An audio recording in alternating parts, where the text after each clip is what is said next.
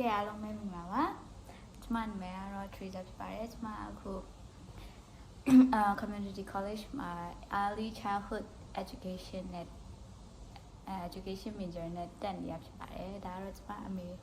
တို့ရှိချဖြစ်ပါတယ် Hi ကဲကျမအခုဗီဒီယိုရိုက်ရတဲ့အကြောင်းရင်းကကျမတို့ကျောင်းကနေပြီးတော့ဘောနော်ဒီ scholarship ရတဲ့လူတွေထဲကနေပြီးတော့ဒီမြန်မာတွေထဲကတယောက်ကိုပေါ့နော်ကျမကိုရွေးချယ်ပြီးတော့ကျမဒီ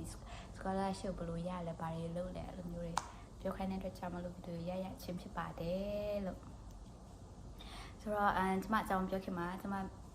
မိဘမဟုတ်ဘူးမိသားစုနဲ့အရင်မိတ်ဆက်ပေးချင်ပါတယ်ဒါတော့ကျမအမေပေါ့နော်ကျမအမေနာမည်ကတော့ရွှေကြပါတော့ရွှေကြဖြစ်ပါတယ်သူကတော့ဒီကျောင်းဆရာမနဲ့ပေါ့နော်ကျောင်းဆရာမအလုပ်တယ်ပေါ့နော်ဒါပေမဲ့အခုတော့ပင်စင်ယူသွားပါပြီလို့ပြီးတော့ကျမအဖေကတော့ professor ပါလို့ဒါပေမဲ့အခုကတော့မရှိတော့ဘူးပေါ့နော်ပြီးတော့ကျမကျမမှာအကို3ယောက်ရှိရပေါ့နော်2ယောက်ကကျတော့ဘန်ကောက်မှာသူmaster တက်နေပါတယ်ပေါ့နော်ပြီးနောက်တစ်ယောက်ကကျတော့ဂျပန်မှာပေါ့နော်ဒီသူလည်း master ပြီးသွားပြီသူခု company ကောင်းမှာလုပ်နေပါတယ်လို့ Okay ဆိုတော့ကျမအကြောင်းပြောမယ်ပေါ့နော်ကျမဘယ်လိုတွေလုပ်ခဲ့လဲဆိုတာကိုပြောပြမှာဖြစ်ပါတယ်ဆိုတော့ကျမဒီ scholarship ရဖို့အတွက်ကျမဘာတွေလုပ်ခဲ့လဲဆိုတော့အရင်ဆုံးကျမမနက်9နာရီထားရပေါ့နော်မနက်စော9နာရီထားပြီးတော့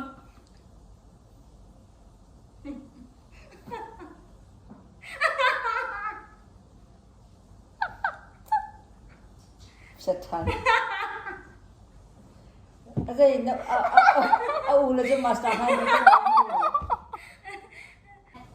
6နာရီထားပါနော်မနက်6နာရီထားပြီးတော့ကျမ internship နေလုပ်တယ် internship ဘာလို့ကြီးရတယ်မနက်6ဒီကြီးမနက်6နာရီထားပြီးတော့ကျမဘာလုပ်လဲဆိုတော့ internship လုပ်တယ်ပေါ့နော်တစ်ပြက်စီးလဲတယ်ပြီးတော့လုပ်ဆက်ရှိရလုပ်တယ်ပေါ့နော်လောက်ပြီးတော့9နာရီလောက်ကြာကျမပုံမှန်စာကြည့်လေးရှိရပေါ့နော်ဘာလို့ပုံမှန်စာကြည့်လဲဆိုတော့ကျမငယ်ကလေးကအဲ့လို1 to 10မြင်းနဲ့ပါနေကြလူဆိုတော့လေအဲ့တော့ကျမစာပချိမနေတော့ဘူးနော်ဟုတ်တယ်နော်ဟုတ်လားဟုတ်တယ်နော်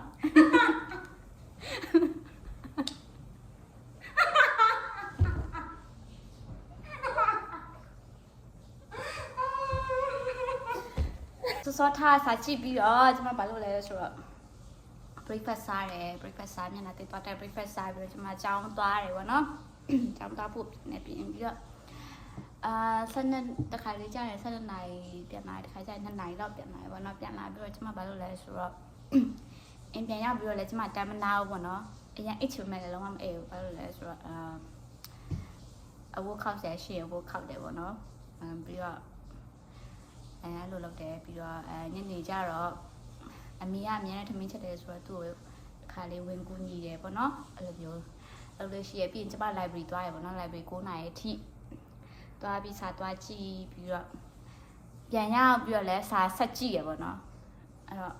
အမေကတော့မှစာမကြည့်နဲ့တော့ဆိုပြီးအဲ့လိုတားယူရလောက်တဲ့ထီကိုကျမစာအရင်ကြည့်ရပေါ့နော်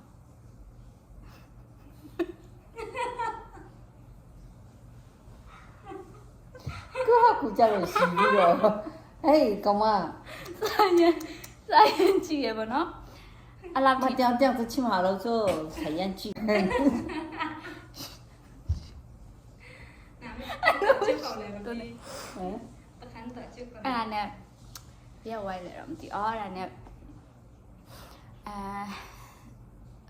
library နေပြန်လာပြီးတော့စာဆက်ကြည့်ရပေါ့နော်စာ2နာရီမနက်2နာရီ3နာရီလောက်ထိစာကြည့်ပြီးတော့အဲ့လိုပဲကြည့်ပြီးတော့အိပ်ပြီးတော့အဲ့လိုမျိုးပေါ့နော် daily activity အဲ့လိုမျိုးရှိရဲပြီးတော့ကျမရဲ့ကျွမ်းကျင်ကြောင်းပေါ့talent ကတော့ဗာလဲဆိုတော့ကျမမွေးကလေးအရင် talent ရှိပြီးမွေးလာဆိုတော့ဘာသာ sky လည်းအများကြီးပြောနိုင်တယ်ပေါ့နော်ကချင်ချင်းမြန်မာအင်္ဂလိပ်ပြီးတော့ကိုရီးယားပဲရှိတယ်လေပြီးတော့တရုတ်စကားလည်းနည်းနည်းပါရပါတော့ပြီးရင်အခုဂျပန်စကားလည်းလေ့လာနေရပေါ့နော်ကျမဘာသာစကားလေ့လာရတာကြိုက်တယ်လို့ ကြိုက်တဲ့လူဖြစ်တဲ့အတွက်ကြောင့်မလို့နောက်ထပ်ပြင်သစ်တို့ဂျာမနီတို့လည်းလေ့လာဖို့ရှိရပေါ့နော်အဲ့လိုမျိုးရှိရဲပြီးတော့ကျမပြန်နိုလည်းတီးတက်တယ်ပေါ့နော်အခုပြကြောင်မှလည်းပြန်နိုတီးညာဆိုတော့ပြန်နိုလည်းတီးတက်တယ်ပြီးတော့ဟိုဗာလဲဂီတာတတိလေးဟာလည်းတီးတက်တယ်ပေါ့နော်အဲ့ကျမ music ပိုင်းနည်းနည်းလေး music ပိုင်းမှာလည်းနည်း bright ဖြစ်တယ်လို့ပြောရမှာပေါ့ဘာလို့လဲဆိုတော့အဖေကလည်း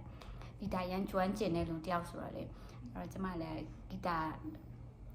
မရှိနေတော့အဲ့လိုဂီတာကြီးလည်းတီးတက်တယ်ပေါ့နော်ပြီးတော့ဂီတာတီးတာလည်းဘယ်သူမှမတင်ပေးဘူးပြန်နိုးကတော့တင်ရတာပေါ့နော်ဒီအမေကညီကလေးကတင်ခိုင်းတာဆိုတော့ပြန်နိုးကတော့တင်လို့ရပါဘောနော်ဂီတာကျတော့ဒီတိုင်းပဲရတာပြီး drum လို့ပါတယ်လည်းမဆိုတလောက်လေးတီးတက်တယ်ပေါ့နော်အဲ့လိုမျိုးရှိရကျမအဲ့လိုထားလို့ရှိရပြီးတော့ကျမအဆိုပိုင်းမှာလည်းရန်ဟိုမှာရန်ကောင်းနေပေါ့နော်အတန်ကောင်းနေပြောရမယ်အမေကလည်းတချင်းဆိုခဲ့ပြီးတော့သူကဆီယမလည်းလုပ်တယ်တချင်းအဲ့လိုတခါလေးလည်းဝင်ဆိုတယ်လေဆိုတော့ကျမအဲ့လိုအဆိုပိုင်းမှာလည်းရန်တော်တယ်ပေါ့နော်အဲ့လိုမျိုးကျမဖက်ကနေပြည်စုံတဲ့လူပေါ့နော်အမေနဲ့ဖေကလည်းပြည်စုံနေတော့သမီးကလည်းရန်ပြည်စုံတာပေါ့အဲ့လိုရှိရကင်မရာကြည့်လေအဲ့ဒါနဲ့ပြီးတော့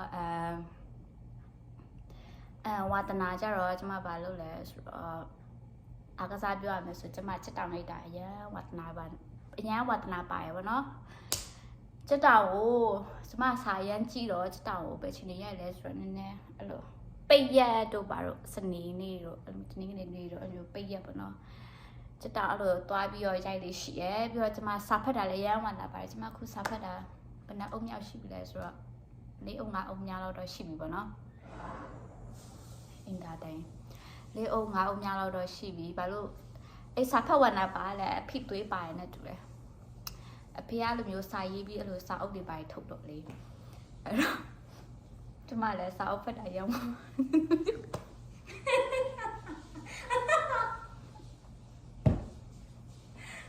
အဲ့ကျမလည်းစာအုပ်ဖတ်တာရောဝါဒနာစာအုပ်ဖတ်တာရောဝါဒနာပါရပေါ့နော်ပြီးတော့ကျမစာရေးတာလည်းဝါဒနာပါကျမ story ရေးထားရလည်းရှိရပေါ့နော်အဲ့ဒါတော့ပြီးတော့ကျမဒီ YouTube လောက်ရလဲကြိုက်တယ်ဆိုတော့ကျမရဲ့ YouTube channel မှာကြည့်ရလို့ဆိုရင်တော့တိမှာပါကျမရေးထားတဲ့ story လေးကိုသွားနားထောင်လို့ရပါတော့ကဲလို့နားမထောင်ရသေးဘူးဆိုတော့ကျမဒီ scholarship ချရတဲ့အကြောင်းရင်းကခုနပြောတဲ့အမေကလည်းပင်စီယူလိုက်ပြီပေါ့နော်ပြီးအဖေကလည်းမရှိတော့ဘူးဆိုတော့ပြောရမယ်နည်းနည်းခက်ခဲလေးရှိရပေါ့နော်အကြောင်းတက်ဖို့အတွက်ကျမကလည်းအလုပ်ကလည်းလုပ်လို့မရသေးဘူးဆိုတာလीနော်အားကြောင့်မလို့ scholarship ကိုအဓိကယူရချခါတော့အဲ့ဒါပါပဲ scholarship ရှောက်ရတဲ့အကြောင်းရင်းကတော့အမေကလည်းအခုသူကလည်းပင်စရဆော့ဆော့ယူလိုက်တယ်ဘာလို့ယူလိုက်လဲတော့မသိဘူးအားကြောင့်ဒီအခုဒီမှာဘယ်သူမှအလုပ်လုပ်တဲ့လူမရှိဘူးပေါ့နော်အဲ့ဒါကြောင့်မလို့ဒီ scholarship ရှောက်လိုက်တယ်ဖြစ်ပါတယ်ဒါပေမဲ့ဖျားကျေးဇူးတော်ကြောင့်မယ် scholarship ရသွားရပါတော့ကျမကကြိုးစားချင်းနေနဲ့လည်းပါတယ်ပေါ့နော်ဒါပေမဲ့ဖျားမရှိရင်လည်းဒီ scholarship ကလည်းမရနိုင်ဘူးလေနော်အားကြောင့်မလို့scholarship ရှောက်ရတဲ့ရွေးချက်ဖြစ်ပါတယ်ပြီးတော့ဘာဆက်ပြောရအောင်မလားကျေးဇူးတင်ကြောင်းပြောပြတော့ညာပြီးတော့အခုလိုမျိုး scholarship ပေးရဲ့ကျောင်းကဂုဏ်တည်းရှိကြည့်မိများအားလုံးလည်းကျေးဇူးများတင်ရှိပါတယ်လို့ကျွန်မဆက်ပြီးတော့လည်း scholarship ပေးနိုင်ဖို့ညာအတွက်လည်းမျှော်လင့်ပါတယ်လို့ဆက်ပြီးတော့လည်းရှောက်ပါဖြစ်ပါတယ်နည်းနည်းပါပြောချင်သေးလားတော့နားမရမမရောပြောချင်တော့ဘူးဆိုရင်အားလုံးတောင်းနေပြီလို့ဆိုပါတယ် bye bye say bye